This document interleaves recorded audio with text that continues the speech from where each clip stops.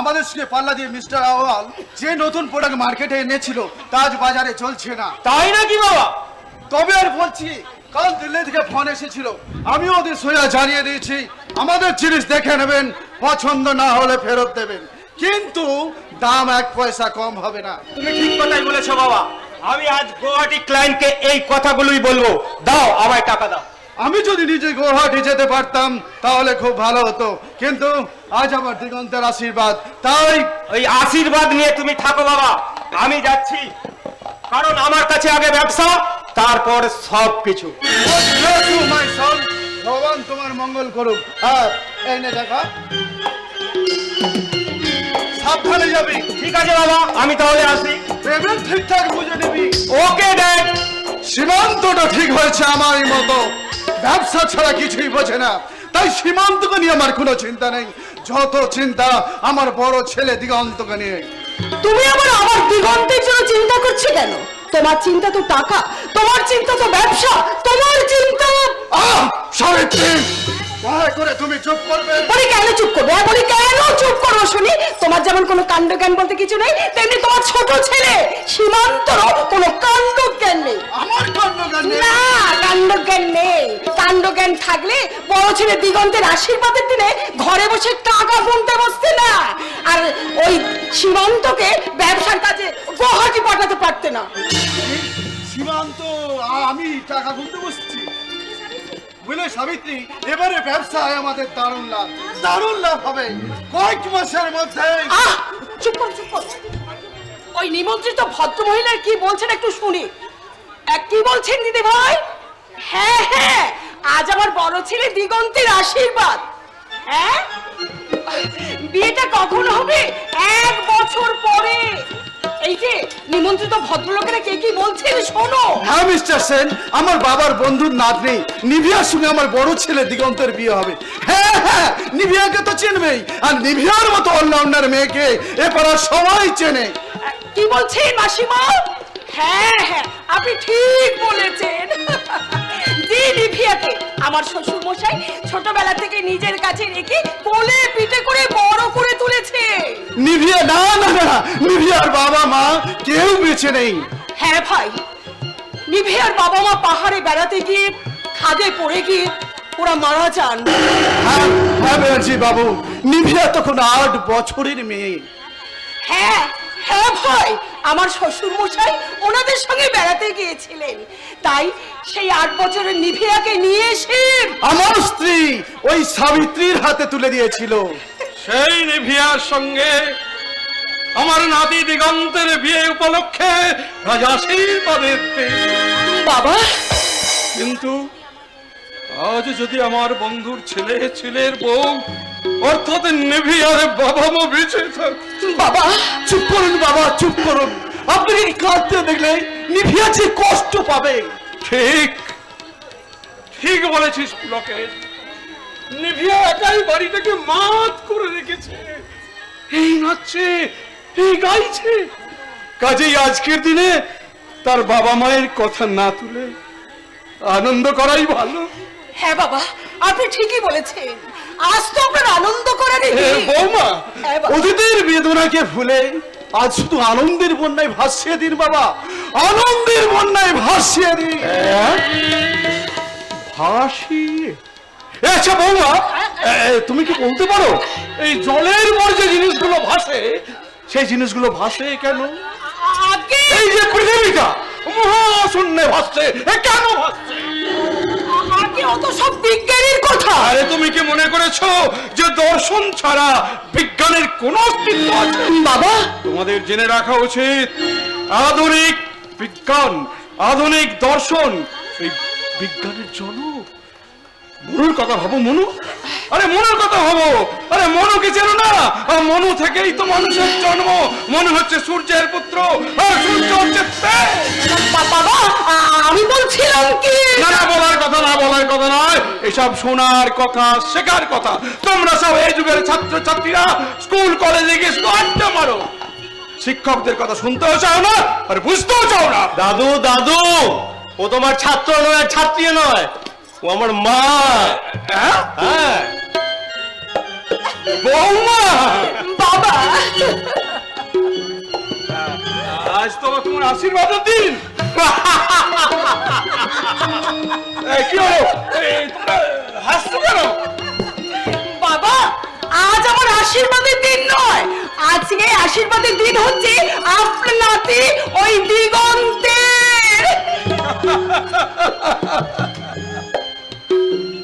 দিগন্ত আর সীমান্ত দুই ভাই, অথচ বড় ভাইয়ের আশীর্বাদের দিনে ছোট ভাই বাইরে চলে গেছে। আমি হ্যাঁ, তুই তুই আমার বড় নাতি, দাদু। এই দার্শনিক জগদীশ ভট্টাচার্যের পূর্ব দিক, আর ছোট ভাই সীমান্ত সীমান্ত কখনো উত্তরের হাওয়া, দক্ষিণের বাতাস, আর পশ্চিমের ঝোড়ো মেঘ, সেই সঙ্গে ঈশান, অগ্নি, নৈঋত, বায়ু, সব দিকগুলোকে চরিত্রের সঙ্গে জড়িয়ে একেবারে দিক বিজ্ঞান শুনলো। ও মাই ডিয়ার দাদু, আজ একটু হালকা কথা বলো, আমি ভারী কথা ঠিক বুঝতে পারি না, বুঝলি? কি করে বুঝতে পারবি? তোরা হলে গিয়ে ইউরিয়া, পটাশ আর সুপার ফসফেট দিয়ে চাষ করা, ফলে বেশি কিন্তু খাদ্য গুণ নেই। আর তোমরা আমরা হলাম গোবর সার আর খোল দেওয়া জমির ফসল। চিরকাল সংসারের অবস্থায় রয়ে গেছি, কিন্তু এতটুকু পচন ধরেনি। আর তোদের মতোই সভ্যতার কোল্ড স্টোরেজে গিয়ে বরফের হাওয়া খেতে হয়। দাদু, তুমি ভুলে যাচ্ছ কেন? আমি লেখক। লেখক মশাই, তোমার ভালোবাসার বোগেনভেলিয়া কই? বোগেনভেলিয়া না না মাই ডিয়ার, বোগেনভেলিয়া নয়, তার থেকে আরেকটু নামি আর একটু দামি, আই মিন কিসান্থেমা। ম্যাক্সিমা। কি বললে দাদু? আমি ম্যাক্সিমাম? অফকোর্স, দাদুর কাছে তুমি হলো ম্যাক্সিমাম আর আমি হলাম মিনিমাম।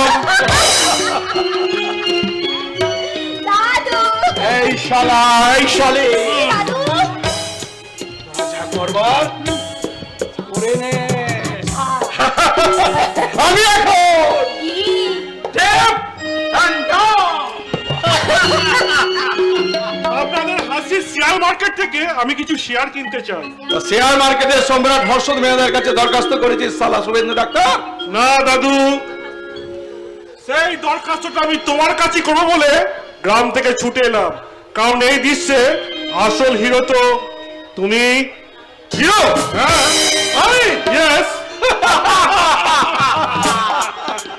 তাহলে আমার মতো 70 বছরের হিরোর একটা ছবি তুলে ফেলো। Ready? No no no no no my dear দাদু, এই দৃশ্যের আসল হিরোইন আমি, সুতরাং সবার আগে আমার ছবি তোলা হবে। Yes, alright. দিবিয়া, তুমি রেডি হয়ে নাও। ওকে। এই আমি দাঁড়িয়ে আছি, দাদুর দাঁড়াও। সামনে দাঁড়ালাম।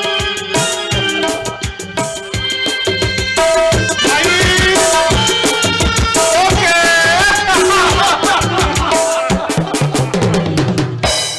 আমার এই বাড়িতে আশীর্বাদ উপলক্ষে যত ক্যামেরাম্যান এলো, সব বেটা ক্যামেরাম্যান তোর ছবি আগে তুলবো।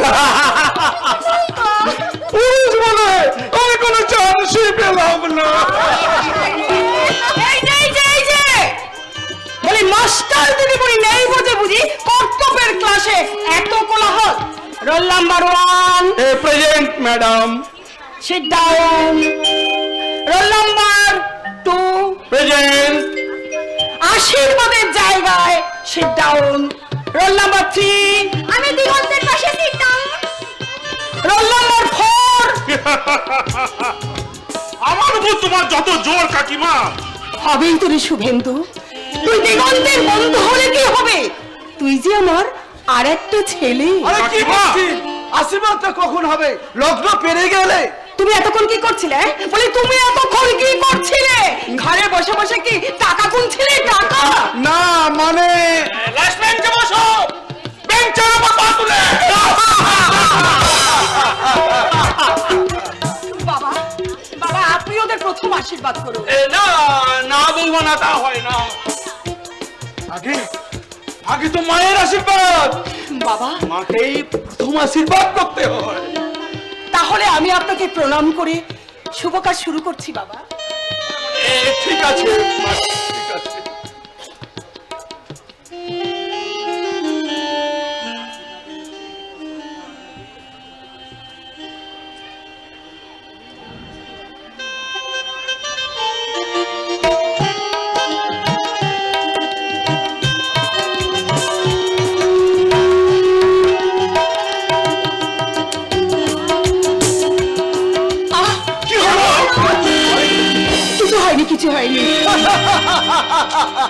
ছেলেকে তো আশীর্বাদ করলে, এদিকে যে ভনভন মায়াকালী সিঁদুর সব ধানে যে মাখামাখি হয়ে গেল। তা হোক, ধান হলো লক্ষ্মী, লক্ষ্মীর গায়ে সিঁদুর মঙ্গলের লক্ষণ। আমি এই সিঁদুর মাখা ধান দিয়ে নিভিয়াকে আমি প্রথম আশীর্বাদ করছি।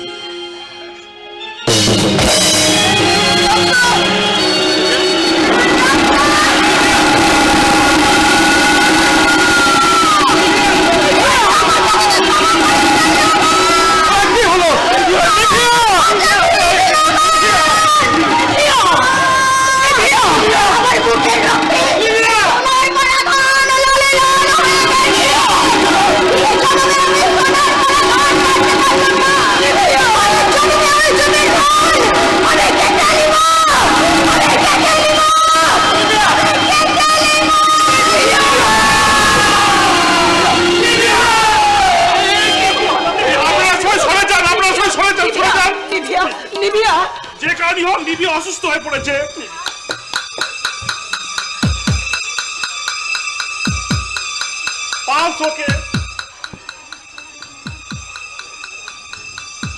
কিন্তু ওর চোখ মুখের চেহারা দেখে মনে হচ্ছে ও মানসিক ভারসাম্য হারিয়েছে। না, নিভিয়া মানসিক ভারসাম্য হারায়নি। তবে মা কালীর সিঁদুর লাগা ধানকে রক্ত মাখা ধান মনে করেছে। ওর পূর্বজন্মের কথা মনে পড়ে গেছে। হ্যাঁ বৌমা, তুমি লক্ষ্য করেছো কিনা আমি জানি না, কিন্তু আমি লক্ষ্য করেছি ছোটবেলা থেকেই ও যেন মাঝে মাঝে কেমন হয়ে যেত, উল্টো পাল্টা কথা বলতো। দাদু, হ্যাঁ রে, তোরা জানিস না, ওকে নিয়ে কোথাও বেড়াতে গেলে লাল ফুল দেখে চমকে উঠতো, চমকে উঠতো। বাঁশির সুর শুনে তবে এখন কি হবে? কি আবার হবে? নিভিয়া সুস্থ হয়ে উঠলেই আমরা সকলে মিলে এই শহরের পরিবেশ থেকে ওকে সরিয়ে নিয়ে যাব। আমাদের দেশের বাড়ি সেই পলাশডাঙ্গা গ্রামে।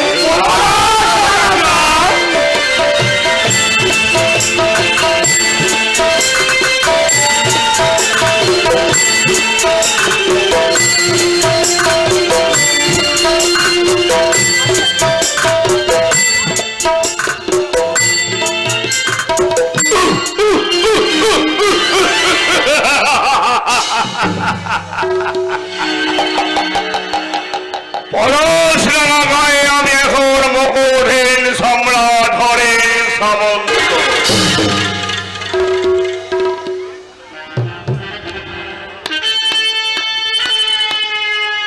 মহাজন হরেন সামন্ত নাম শুনলে এখনো এই গায়ের ছোট লোকগুলো থরথর করে কাঁপে, অথচ আশেপাশে সব গায়ের লোকেরাই জানে আমি এখন বিষয় সম্পত্তিকে বিষ মনে করে হরিনাম সংকীর্তন করে দাস করে রাখি।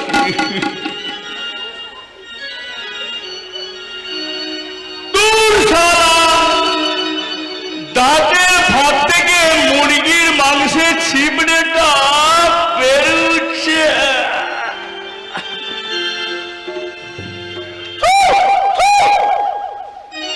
ইস, থুতু করে থুতু ফেলতে গিয়ে 22 বছর আগে সোনালী বউকে দেখে আমার মনে করে কোকিল ডেকে উঠেছিল। আর সেই কোকিলের কথা মনে পড়ে গেল। গলার মুখে শুনেছি লবণ নাকি 2 বছর আগে বিয়ে করেছে, বউটার নাম বাতাসি। ইস, বাতাসি যেন যৌবন যৌবন গন্ধ পেল। কি দারুণ, কি দারুণ। বাবু, তাড়াতাড়ি করো, তাড়াতাড়ি করো। এই সারা কথাই তাড়াতাড়ি করে কি করবো রে? ওই দেখুন আপনার হরিত নামের চারে কেমন বুড়ি করতে করতে একটা মাছ এইদিকেই আসছে। হ্যাঁ, কত দূরে আসছে? একে বাবু, সবে আপনার গোয়াল বাড়িটা পেরিয়েছে। বিশ্বনাথ দাসের বোন উঠতি ছুরি পাখি। কি দারুণ, কি দারুণ। ওই পাখিকে আমি চুষে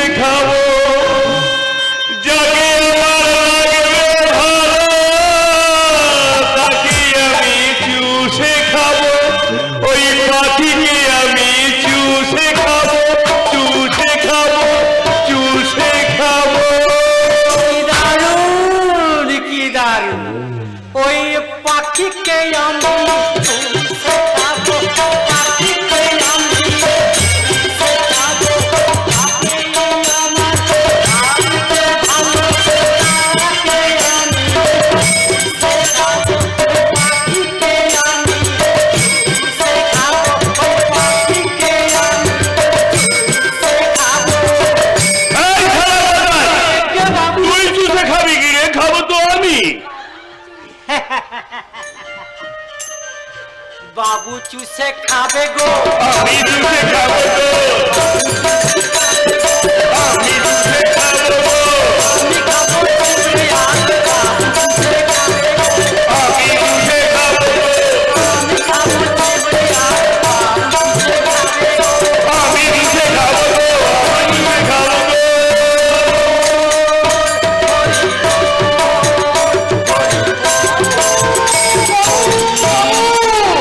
এই জামবাড়িটা রেখা 25টা টাকা দিবেন বাবু।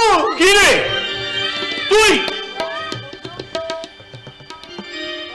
গদাই যে বললো তোর বোন পাখি আসছে।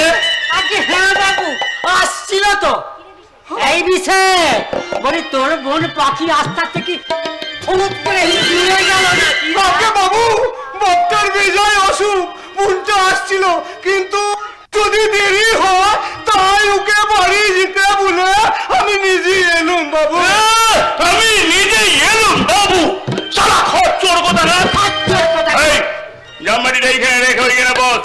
আমি একটু হরিনাম করি। কিন্তু বাবু, আমার যে টাকাটা খুব দরকার, বক্তার লেগে ওষুধ আনতে হবে। ওষুধ না খেলে আমার বাচ্চা হয়তো বাঁচবে গেলাই বাবু। হরি বল, হরি বল, হরি বল।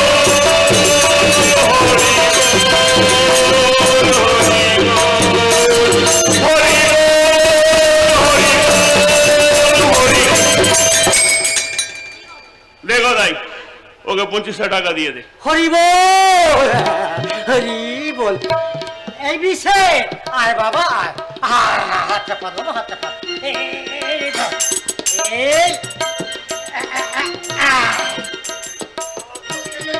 পাঁচ 5, 10 10, 15 15। আরে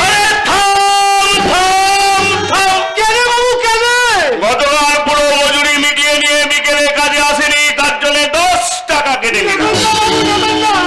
আমি আপনার পায়ে ধরে বলছি বাবু, আমি আপনার পায়ে ধরে বলছি বাবু, আমার বাপটা বড় বড় অবস্থা, 25 টাকার ওষুধ কিনতেই হবে। ওর থেকে আপনি 10টা টাকা কেটে নেবেন না বাবু। আমি একদিন কাজ করে আপনার পুরো টাকা শোধ দিয়ে দেবো বাবু। তবে শালা শোনো। হরি বল, হরি বল। বাবু, আপনি আমার লাঠি মারলেন বাবু। হরি বল হরি বল এই বিষয়ে ফোনা তুলিস না বাবা ফোনা তুলিস না। যা ওই 15টা টাকা নিয়ে যেখান থেকে তুই যে যাচ্ছি বাবু যাচ্ছি, তবে যেমন সময় প্রতিজ্ঞা করে যাচ্ছি বাবু। কি রে, কি? আপনার মরে যায় যাবে বাবু, আর কোনোদিন আপনার কাছে টাকা দিতে আসবো না বাবু, কোনোদিন টাকা দিতে আসবো না। আসবি না তো যাবি কোথায় রে ছোট লোকের দল? তোদের পাড়ার সংসার টিকিতে আমার কাছে বাধা আছে, বাধা। আটা দিয়া ভিটেটা আমি ছাড়াতে এসছি মহাজন হরি বল হরি বল আরে এই কেসো বলে ভিটে ছাড়াবি তো টাকা এনেছিস টাকা আগে হ্যাঁ বাবু। গদাই একে বাবু ওকে জিজ্ঞাসা করতো কত টাকা নিয়ে এসেছে। হ্যাঁ হ্যাঁ আরে বিশে কত টাকা এনেছিস রে আগে 500 টাকা। 500?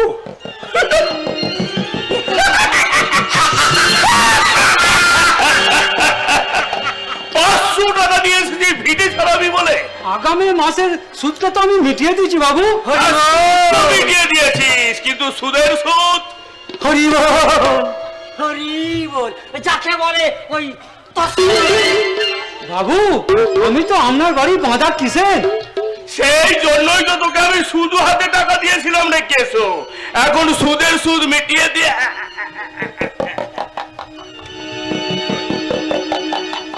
এই কাগজটা একটা টিপ ছাপ দিয়ে যা গদাই।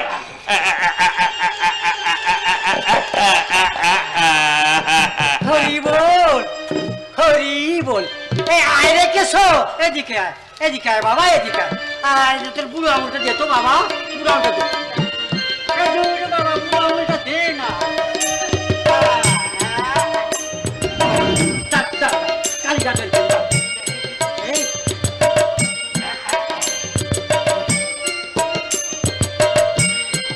আয়, দে, বুড়ো আঙুলটা দে।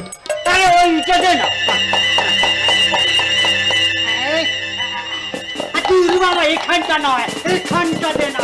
এই, আয়। বাবু টিপছাপ দিয়ে আমার ভিটেটা কেড়ে নিলেন, কিন্তু মনে রাখবেন এই গরিব মানুষের যা কিছু আপনি কেড়ে নিয়েছেন, একদিন না একদিন পড়াই করলে আপনাকে ফিরিয়ে দিতে হবে। হ্যাঁ হ্যাঁ, ফিরিয়ে দিতে হবে, ফিরিয়ে দিতে হবে। এই খারাপ গদাই! কয়েক বছর ধরে যে ছোট লোকগুলো মাথা নিচু করেছিল, আজ সেই ছোট লোকের ছেলে কেশোদা মাথা তোলার সাহস পেল কার কাছে?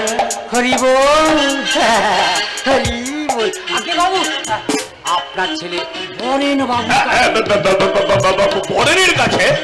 হ্যাঁ বাবা, আরে কলেজ হোস্টেল থেকে দাদা ফিরে আসার পর থেকেই তো ওই দাসপাড়া বাউরি পাড়ায় গিয়ে তোমার নামে সবাইকে উল্টোপাল্টা বলে কি তুলেছে। যেন দৈত্য কুলে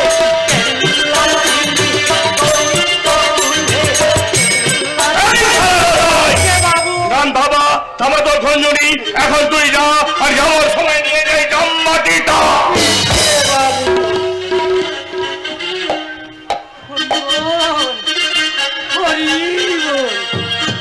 থাকিলে ডোবা খানা হবে চুরি খানা, থাকিলে ডোবা খানা হবে চুরি খানা,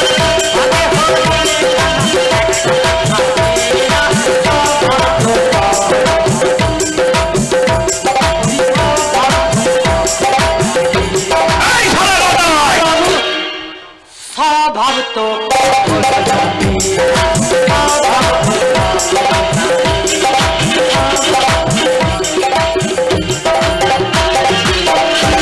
লোভা, সেই সুরের বাচ্চা, সেই সুরের বাচ্চা বরেন এখন কোথায় গেছে জানে?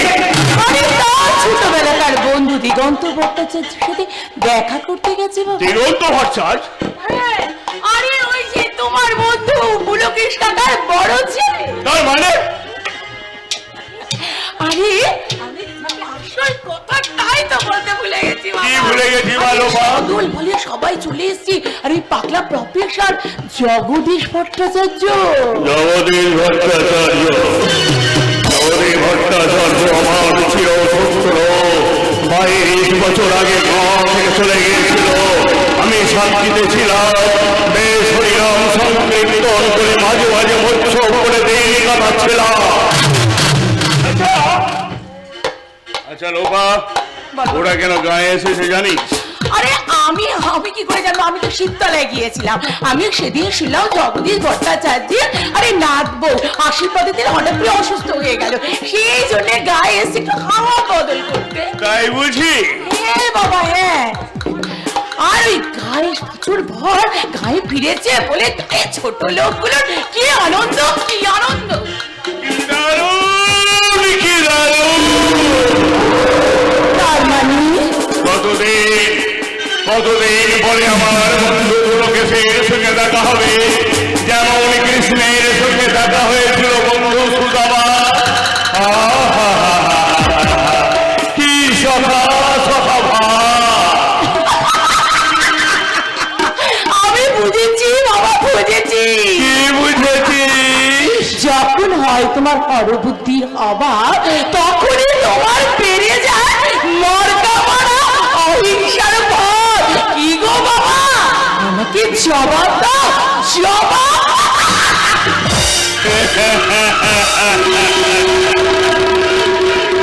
কি দারুণ, কি দারুণ।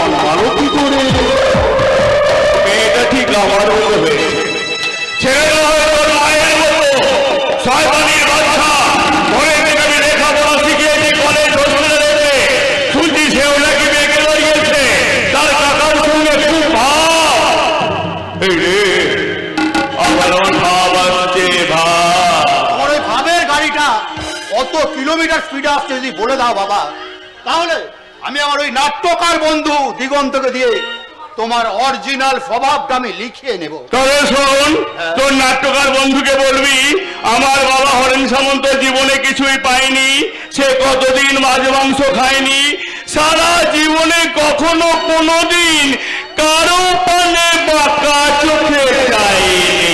বানিয়ে বানিয়ে আর কত মিথ্যে কথা বলবে বাবা? কি বললি তুই? হরি সংকীর্তনের ভেগ দেখিয়ে আসল চরিত্রটাকে তুমি কতদিন ঢাকা দিয়ে রাখবে? ওরে, মনটা আমার বাল্মীকির মতো। আর চরিত্র না হলো দস্যু রত্নাকর, তাই না? জানিস তুই কাকে কি বলছিস? তুমি যাও, আমি তোমাকে তাই বলছি।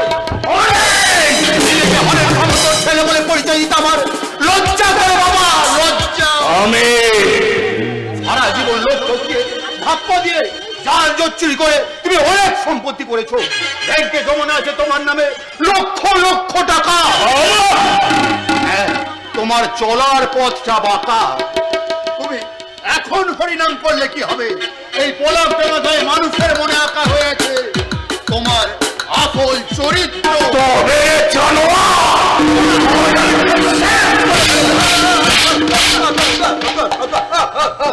তোকে বলে কি হবে রে বোধা? ছাড়, হাত ছেড়ে দে। শিক্ষা দিয়ে দেবো, লাথি মেরে। ওরে, বোমা জন্তুরটাকে কাকা বলে ডেকে কোনো লাভ হবে না রে ছাড়া। তারপর আমার কাছে ভালো দিলে তোর কাকার মতো তোকে আমি বোমা করে রাখবো।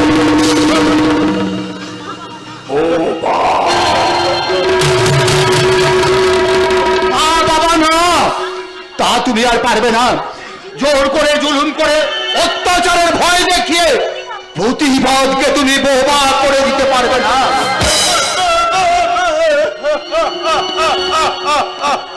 হ্যাঁ কাকা, হ্যাঁ, তোমার এই চোখের জল দু হাতে মেখে আমি শপথ নিচ্ছি, কারো কোনো কথা আমি শুনবো না, কারো কোনো বাধা আমি মানবো না।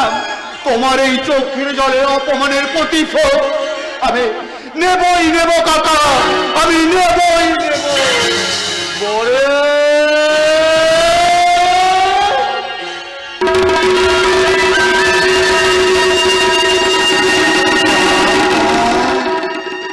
কাকা, তুমি তুমি আমাকে ডাকলে কাকা? তুমি আমার নাম ধরলে? মানে তুমি কথা বললে কাকা? হ্যাঁ বাবা, হ্যাঁ। 22 বছর পর আজ আমি প্রথম তোর সঙ্গে কথা বললাম বাবা। কাকা, কাকা গো, তুমি তুমি ডাকো না কাকা, তোমার কণ্ঠে ওই পরেন ডাক আমি আমি যে কতদিন শুনি রে কাকা। তুমি তুমি আরেকবার ডাকো না কাকা, পরেন বলে আরেকবার ডাকো না।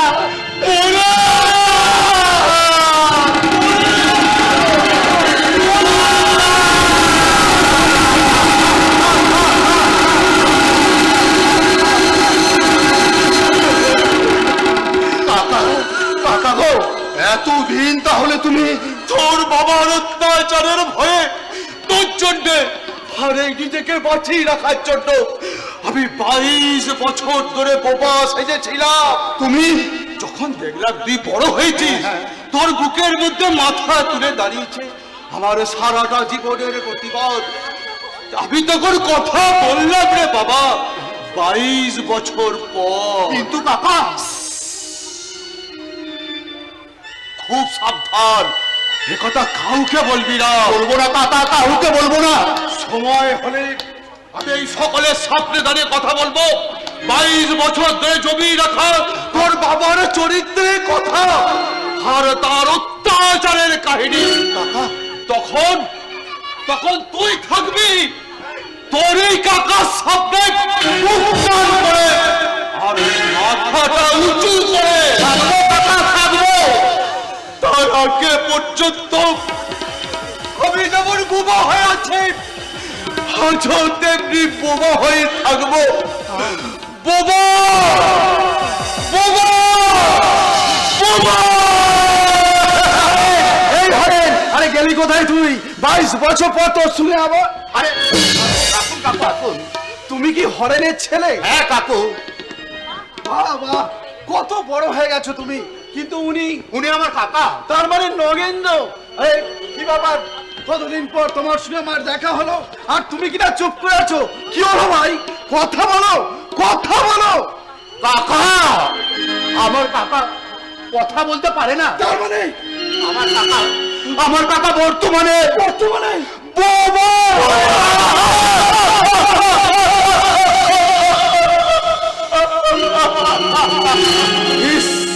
Very sad. কিন্তু তোমার কাকা কতদিন আগে বাবা হয়েছে?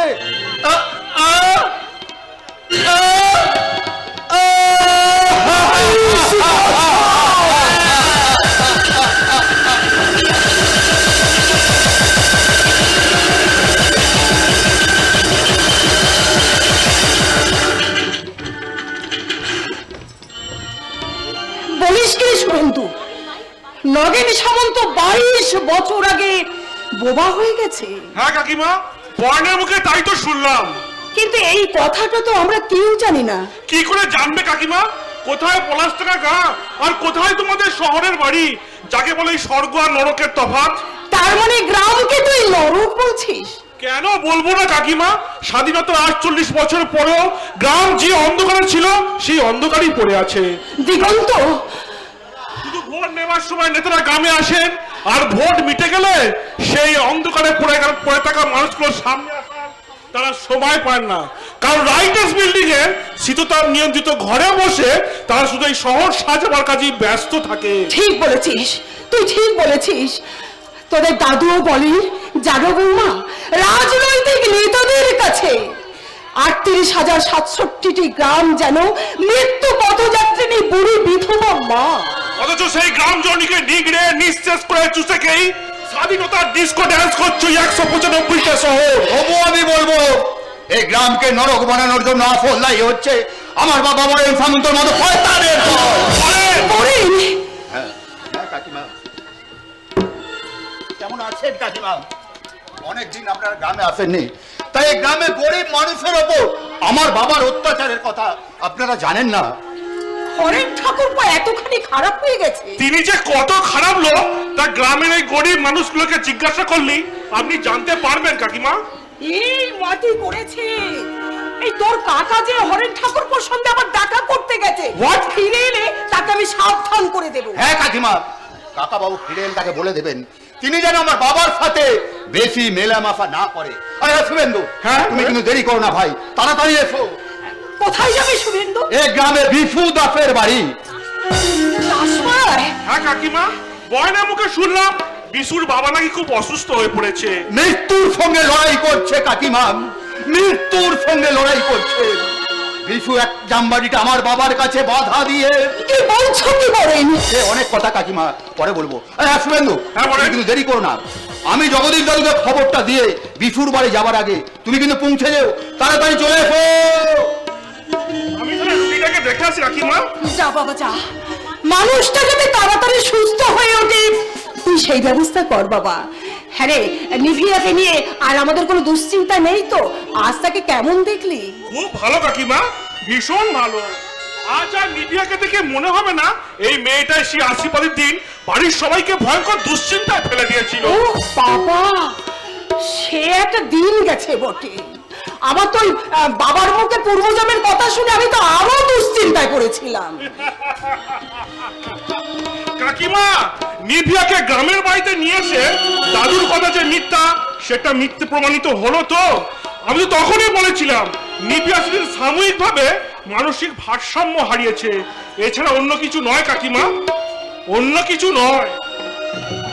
হে ভগবান, শুভেন্দুর কথাটা যেন সত্যি হয়। নিভিয়া সুস্থ হয়ে উঠেছে ঠিকই, তবু আমি দিগন্তকে বলবো, দিগন্ত, নিভিয়াকে নিয়ে গ্রামের পথে ঘাটে চলবার সময় একটু সাবধান হয়ে চলতে হবে। আজ তোমাকে আমার সঙ্গে ব্যাডমিন্টন খেলতে হবে। নিভিয়া, কি হলো মা, অপলক দৃষ্টিতে আমার দিকে চেয়ে আছো কেন? তোকে দেখছি আর ভাবছি। কি ভাবছো? ভাবছি তোর সেই আশীর্বাদের দিনের কথা। আশীর্বাদের দিন আমার কি হয়েছিল? আশীর্বাদের দিন কি হয়েছিল তোর মনে পড়ছে না? শোন, আমি তখন তোকে যেই আমি আশীর্বাদ করতে গেলাম তখন তুই অমনি কিরকম একটা গ্রাম্য ভাষা রক্ত ধান এই সকলে চিৎকার করে আচ্ছা মা, আমি কি পাগল না আমার মাথাটা খারাপ হয়ে গেছে যে আশীর্বাদের মতো ওরকম একটা শুভ দিনে আমি রক্ত কথাটা উচ্চারণ করব? শোনো মা, ওই সমস্ত অসারে গল্প বলে তুমি আমাকে ভোলাতে পারবে না। আজ তোমাকে আমার সঙ্গে ব্যাডমিন্টন খেলতে হবে। আজ তোমাকে আমি আমার নীল গেম খেলতে হবে। হয়ে যা বুঝে। এই শোন শোন শোন, তুই যে কতখানি সুস্থ হয়ে উঠেছিস এই খবরটা সবার আগে আমি বাবাকে দিয়ে আসি। দাদুকে কি বলবে? বলবো বাবা, আপনার ভাবি লাগবো সম্পর্কে আপনি যা ভেবেছিলেন তার সবটাই এখন ভুল। সে এখন সম্পূর্ণ সুস্থ হয়ে ব্যাডমিন্টন সুন্দরী। আপনি তার সঙ্গে এক হাত খেলা করে আপনি তার প্রমাণটা নিয়ে যান সে সম্পূর্ণ সুস্থ, আর আপনার কতখানি ভুল তার প্রমাণটা আপনি নিয়ে যান বাবা। সত্যি সত্যি সত্যি দাদুর মতো মাও একেবারে পাগল। আর সবচেয়ে বেশি পাগল দিগন্তর ভাই ওই সীমন্ত। তা না হলে শহর থেকে এই গ্রামে আসার পর এখনো পর্যন্ত আমার সঙ্গে একটা কথাও বললো না। আরে ওই তো আসছেন। Come on darling, come on. আজ তোমাদের এই গ্রামের বাড়িতে তোমার সঙ্গে হবে আমার ফার্স্ট ব্যাডমিন্টন ম্যাচ। নাও রাকেটটা ধরো। তুমি আমি নিভিয়া। কি হলো, তুমি কি ভাবছো বলো তো? না মানে তোমাকে দেখে তো আমি একেবারে অবাক হয়ে যাচ্ছি। কেন অবাক হয়ে যাচ্ছ কেন? না না, আজকে তুমি আর সেদিনের তুমি একেবারে সম্পূর্ণ আলাদা মেয়ে। হ্যাঁ। অফকোর্স আলাদাই তো। জানো শহর মানে ইট কাঠ পাথরের গোলক দাদা। ও মাই গড, ওই শহরের বদ্ধ পরিবেশে আমি যেন এতদিন একেবারে বন্দী হয়েছিলাম, আমার দমটা আটকে আসছিল। কিন্তু এই গ্রামে এসে এই মুক্ত আকাশের নিচে আমি যেন পাখির মতো উড়ে বেড়াচ্ছি। নাও ধরো, আজ তোমার সঙ্গে আমার এই গায়ের মাঠে ফার্স্ট ব্যাডমিন্টন ম্যাচ। শোনো, লাফালাফি করে খেলা করতে গিয়ে আবার অসুস্থ হয়ে পড়বে না তো? আচ্ছা, তোমাদের এই সবাই কি পাগল নাকি? আচ্ছা ঠিক আছে চলো এখন। এই শোনো না, গ্রামের বাড়ি থেকে একটু বেরিয়ে আসি, চলো। এই না, এই গায়ের বাড়িতে আজকে নয়, গায়ের বাড়িতে কালকে বেড়াতে যাবো। কিন্তু আমি শুভেন্দুর মুখে শুনেছি তোমাদের এই গায়ে ওই শেষ প্রান্তে একটা মস্ত বড় দিঘি আছে। দিঘি আছে, কিন্তু ওই দিঘিটা আমাদের নয়। তাহলে দিঘিটা কার? দিঘিটা হরেন সামন্ত। হরেন সামন্ত!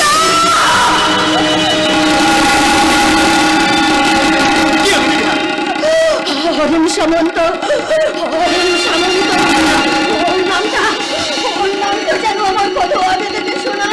কার মুখে শুনেছি, কোথায় শুনেছি? হয়তো তুমি দাদুর মুখে শুনেছো। হ্যাঁ হয়তো তুমি দাদুর মুখে শুনেছো। হয়তো হবে। আচ্ছা শোনো, শোনো, আমি যখন ওই দিকে সাঁতার কাটবো তখন তুমি কি করবে বসায়? তখন আমি জল থই থই দিঘির জলে সাঁতার কেটে শালু তুলে আমি তোমার খোপার চুলে সাজিয়ে দেব গো, সাজিয়ে দেব গো। জল থই থই দিঘির জলে সাঁতার কেটে আমি তোমার খোপার চুলে সাজিয়ে দেব গো, সাজিয়ে দেব গো।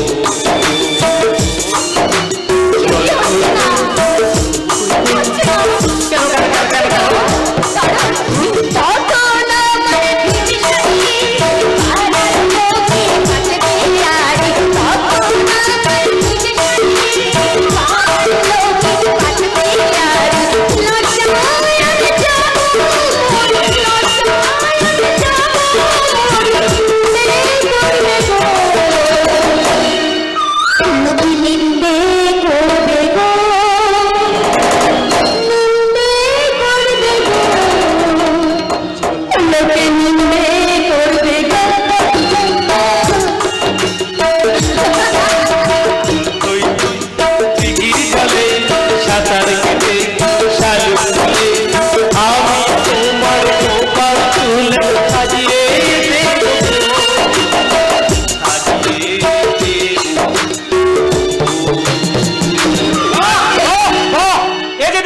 প্রেম আর রোমান্টিক সিন। তোমার বিয়ের পরে এরকম রোমান্টিক সিন তোমারও দারুণ লাগবে সীমন্ত। বিয়ের আগে এইরকম রোমান্টিক সিন আমার কাছে জঘন্য লাগছে, জঘন্য। সীমান্ত, তার আগে তুই বল দাদা, তোদের এই গ্রামের বাড়িতে বেড়াতে আসার কারণটা কি? আমাদের আশীর্বাদের দিনে তুই বাড়িতে ছিলি না ঠিকই, তুই কি সেদিনকে শুনিস নি যে নিবিয়া অসুস্থ হয়ে পড়েছিল? শুনেছি, কিন্তু বিশ্বাস করিনি। বিশ্বাস করিস নি? না, তোমার মতো রঙ্গিনী মেয়েদের আমি এত সহজে বিশ্বাস করি না। রঙ্গিনী মেয়ে না হলে কেউ কি এমনি ভাবে অসুখের ভান করে গ্রামের বাড়িতে বেড়াতে আসতে পারে? বিয়ের আগে হানিমুন করতে, হানিমুন। ওই যে একটা সীমান্ত, মনে রাখবে আমি তোমাদের আশ্রিত হতে পারি কিন্তু রঙ্গিনী নই। বি কেয়ারফুল, তুমি আমার চোখ রাঙাবে না। আরে পাগল না, মাথা খারাপ, সবসময় টাকার নেশায় যার চোখ দুটো রাঙা হয়ে আছে তাকে চোখ রাঙানোর মতো বোকা মেয়ে নিভিয়া নয়। ভবিষ্যতে অসফলতার সীমা অতিক্রম করতে চাইলে আমি কিন্তু তোমাকে উচিত শিক্ষা দিতে বাধ্য হব। কি করবে, কি করবে তুমি? ভবিষ্যতে এরকম বাদামি মার্কা কথা বললে ছোট ভাই হিসেবে দলের কর্মের জীবনে উচিত শিক্ষা দিতে হয়, সেটাই এখন থেকে আমি প্র্যাকটিস করে নেব।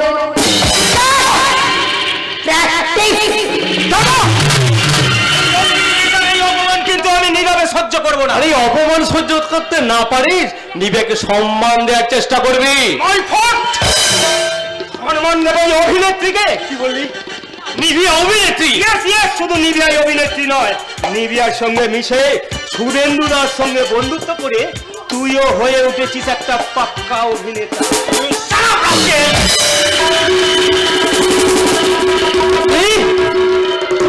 তুই আমাকে চড় মারলি ওই শয়তানির জন্য, তাহলে শুনে রাখ দাদা, দাদুর ইচ্ছায় আশীর্বাদটা তোদের হয়ে গেলে তোদের বিয়েটা যাতে না হয়, বাবাকে বলে আমি সেই চেষ্টাই করি।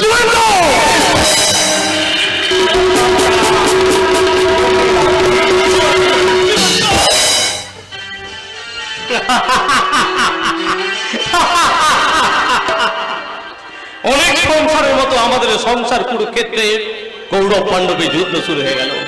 এই যুদ্ধেই হয়তো বিশ্বের মধ্যে সরসজ্জা গ্রহণ করতে হবে আমার বৃদ্ধ দাদুকে। আমার এই মুহূর্তে মনে হচ্ছে কনিষ্ঠ সন্তানের স্নেহে আমার বাবা ধৃতরাষ্ট্রের মতো অন্ধ হয়ে গেছে।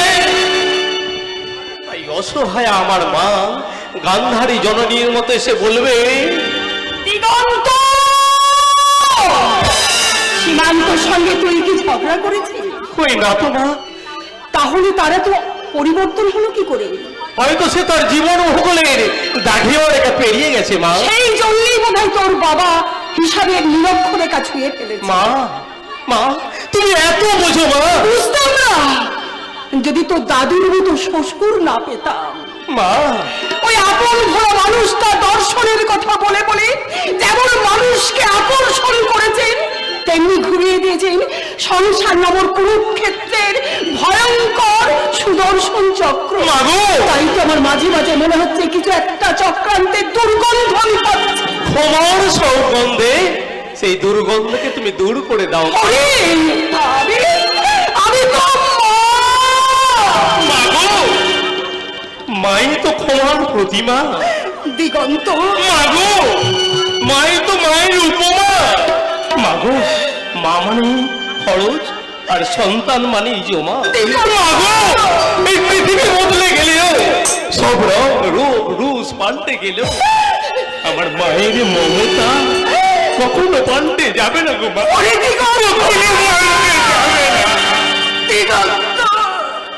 পৃথিবী বদলে গেলেও সব রং পাল্টে গেলে একই থাকে মায়ের মমতা।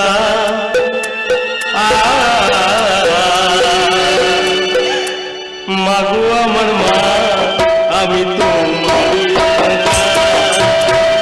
তুমি আমার জননী, ভগবান তুমি মা। পৃথিবী বদলে গেলে সব রং পাল্টে একই থাকে মায়ের মমতা। মাগো আমার মা, আমি তোমার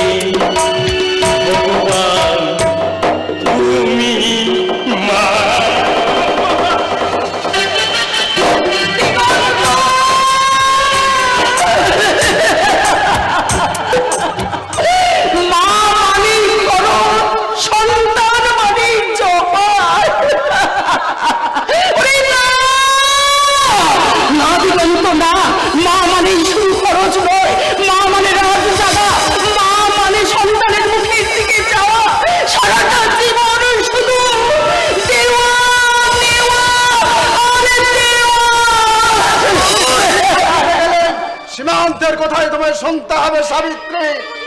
তুমি বুঝি তোমার বন্ধু হরের সামন্তর বাড়ি থেকে ফিরলে? আমার কথাটা এড়িয়ে যাও না, যা বলছি মন দিয়ে শোনো। মুখটা তোমার, কথাটা হচ্ছে সীমান্ত। বেশ, বলো সে কি বলেছে? সে বলেছে নিভিয়া রোগটা নাকি কোনো রোগই নয়। বিয়োগ করতে বলেছে, যোগ নয়। বাজে কথা বলো না সাবিত্রী। বাজে কথা আমি বলছি না। তোমার চরিত্রের পরিবর্তন দেখে আমি অবাক হয়ে শুধু ভাবছি, ওই সীমান্তর বিজনেসম্যান তোমাকে অনেক টাকা এনে দিচ্ছে বলে তুমি নিজেকে তার কাছে বিক্রি করে দিয়েছো। আমি অবাক হয়ে শুধু ভাবছি, দিগন্ত আর নিভিয়ার অভিনয়ের কথাটা আমার সামনে তুমি উচ্চারণ করলে কি করে? তোমার কি একটু লজ্জা করলো না? লজ্জা কি করে করবে বৌমা? বাবা, রোজকে ছেলেদের নৈতিক চরিত্র অপারেশনের টেবিলে শুয়ে এই যুগের বাবারা যে অনেক দিন আগেই পেতে ফেলেছে, তত তার অন্তেই আপনি ভুল করছেন বাবা। ওটা তুই আর তোর ছোট ছেলে অনেক কথা শিখে ফেলেছিস, তাই মনে করেছিস আমাদের বোবা হয়ে থাকতে হবে। বোবা এই আধুনিক যুগে সব সংসারে বুড়ো বাবাদের বাবা হয়ে থাকা উচিত। বাবা, আপনার ছেলে বোধহয় পাগল হয়ে গেছে। পাগল। চুপ করো, চুপ করো বৌমা। এখানে যারা বসে বসে বাপ বেটার ঝগড়া দেখছেন, আমি তাদের কাছে একবার জিজ্ঞাসা করে নেই, দর্শনের শিক্ষক হিসেবে আমি আপনাদেরকে জিজ্ঞাসা করছি, আপনারা কি চান যে আপনাদের সংসারের বুড়ো বাবারা বাবা হয়ে থাকুক? এইসব বুড়ো বাবাদের কথায় সংসারে কোনো উন্নতি হবে না। সীমান্ত! বাবা, তুমি ওদের কথা শোনো না। আমি দাদু আর মাকে বলে দিচ্ছি, এই আধুনিক যুগে পুরনো দিনের কথা চলবে না। হ্যাঁ, সে তো চলবেই না। তোদের এই আধুনিক যুগের শরীরে আজ ধুতি চাদরের বদলে কোট প্যান্ট টাই। তাই শিক্ষা দীক্ষা গুরুজনদের প্রতি আনুগত্য দূরে ঠেলে দিয়ে ওই আধুনিক বাবাদের বলছিস বাই বাই। দাদু, না হলে কি করে ভুলে গেলি? দিগন্ত তোর বড় ভাই, নিভিয়া তার ভাবি স্ত্রী, যারা জীবনে কোনোদিন অভিনয় করেনি তাদের অভিনেতা অভিনেত্রী বললি কি করে? সীমান্তের কথাটা ঘুষ মন্ত্র দিয়ে উড়িয়ে দিও না সাবিত্রী। আমার মনে হয় গ্রামের বাড়িতে বেড়াতে আসার জন্য নিভিয়া সেদিন ওই ঘটনা ঘটিয়েছিল। আশীর্বাদটাকে বিয়ে মনে করে শুভেন্দু ডাক্তারের সঙ্গে বন্ধুত্ব করে 22 বছর পরে এই গ্রামের বাড়িতে এসেছে হনিমুন করতে। ভেবে দেখো, এখানে আসার কয়েকদিনের মধ্যেই নিভিয়া সুস্থ হয়ে উঠল কি করে? দাদু আমার নাকি সেদিন বলেছিল নিবিয়ার নাকি পূর্বজন্মের কথা মনে পড়ে যাচ্ছে।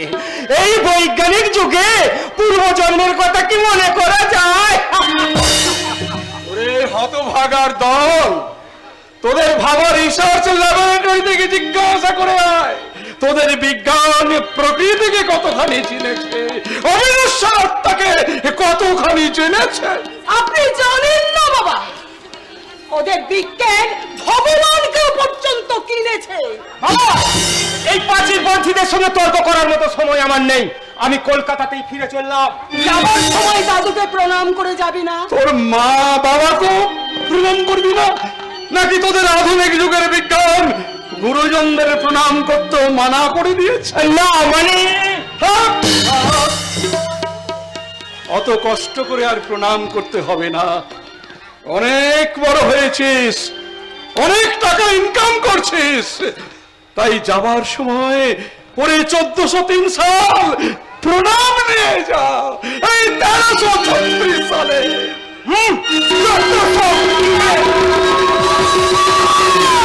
আপনি কি করলেন বাবা? আপনি কি করলেন?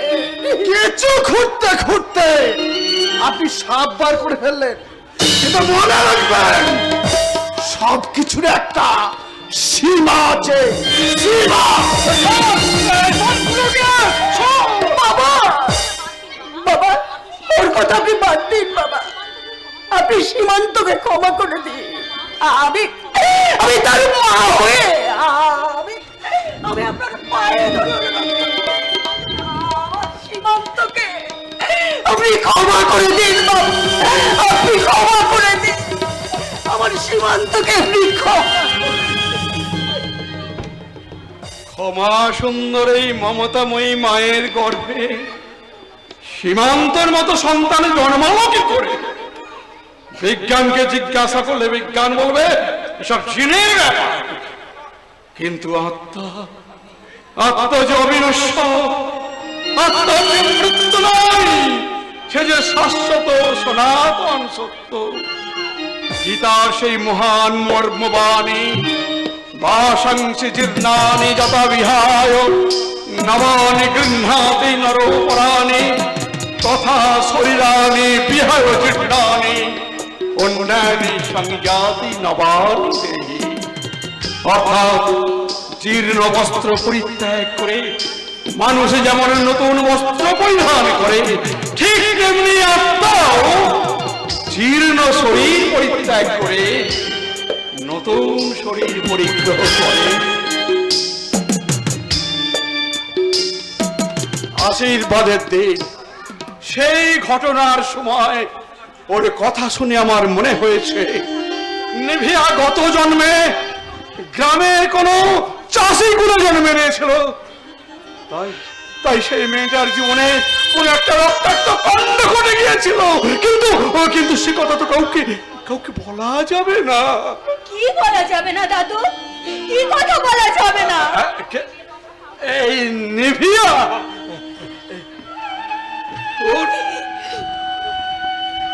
তোর আর আমার প্রেমের কথা কাউকে বলা যাবে না। দেখো দাদু, হাসি দিয়ে তুমি আমার মনের ব্যথাটাকে ঘোচাতে পারবে না, কারণ আমি তো একটা রঙিনী। হতভাগী পাগলি, তুই সীমান্তর সেই কথাটা এখনো মনে রেখেছিস? ওরে ছোটদের ছোট ছোট কথায় রাগ করতে নেই রে, রাগ করতে নেই। কিন্তু দাদু, বড়দের বড় বড় কথাও তো শুনলাম। তুমি জানো, আজ আমি বুঝতে পারছি বাবার ইচ্ছে নয় যে দিগন্তের সঙ্গে আমার বিয়েটা হোক, সীমান্তরও তাই। কিন্তু সীমান্ত কি জানে না যে তার বাবার বড় আছে? দাদু, ওরে আমি যখন তোর দাদুকে কথা দিয়েছি, তোর মাকে, তোর বাবাকে কথা দিয়েছি, তখন দিগন্তের সঙ্গে তোর বিয়ে আমি দেবই। এখন চল, আমরা দুই কর্তা কিনতেছে হাত ধরাধরি করে ওই বাউরি পাড়ায় বেড়াতে যা। চলেন বাবু চলেন, আমরা ওদের নিতে এসেছি গো বাবু। আয়, আয়। দাদু, এরা কারা? আরে ওরাই তো সেই বাউরি পাড়ার লোক। তাই বলছি?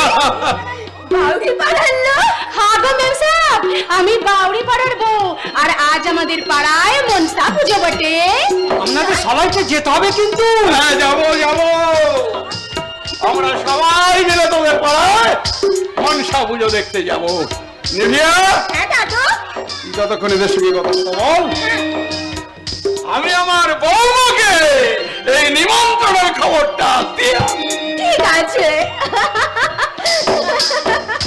ও মেম সাহেব, তুমি আজ সন্ধ্যে বেলায় আমাদের পাড়ায় জাপানের গান তুমি শুনতে যাবে তো মেম সাহেব? শ্যামা ভাই, নিশ্চয়ই যাবো।